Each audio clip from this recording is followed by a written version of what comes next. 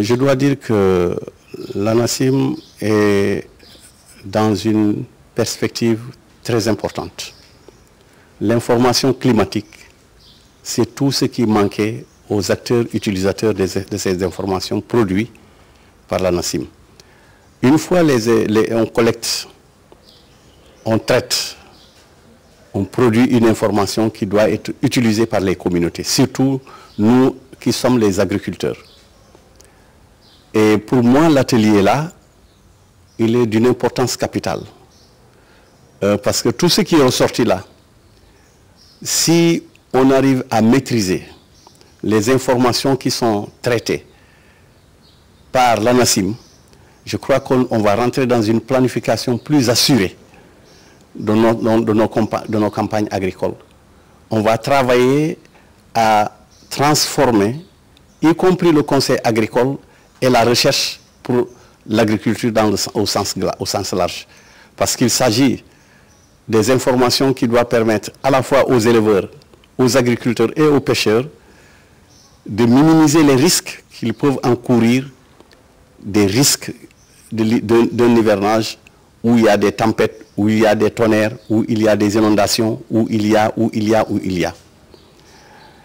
Et pour plus de galanterie, je dois dire personnellement que dans ce pays, voilà une structure à qui on doit donner les moyens des résultats qu'on attend d'elle-même.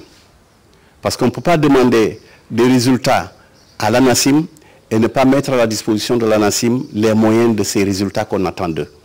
Et les résultats qu'ils produisent sont utilisés par les communautés dans leur globalité au niveau de ce pays, qu'ils soient des citadins, qu'ils soient en milieu rural. Et ce que j'ai appris ici, ça demande en tout cas une transformation profonde de nos façons de faire.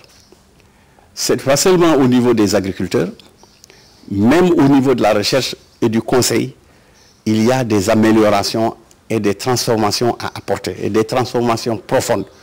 Parce que quand on nous dit que l'hivernage, cet hivernage qu'on va engager, il va y avoir beaucoup d'eau, et dans la durée, ça veut dire qu'il y a déjà une perspective d'impact sur les semences que nous allons utiliser dans la production agricole au sens large. Il va y avoir un impact sur les animaux que nous élevons, soit dans le milieu où ils n'ont pas l'habitude d'encaisser beaucoup d'eau. On risque d'y trouver beaucoup de maladies liées à ces quantités d'eau qu'on va recevoir cette année. Mais même si on doit avoir un tapis herbacé assez important pour régler certaines questions, mais il faut s'attendre encore à la fin de l'hivernage sur des questions de feu qui vont se déclencher partout dans le pays. Alors, il y a beaucoup de mesures qui sortent de cet atelier. Moi, j'adhère profondément à ces mesures. Et je demande à l'État du Sénégal, encore, de mettre les moyens nécessaires à l'ANACIM, parce que ce qu'ils nous produisent comme information, c'est d'une utilité extraordinaire pour le pays comme le Sénégal.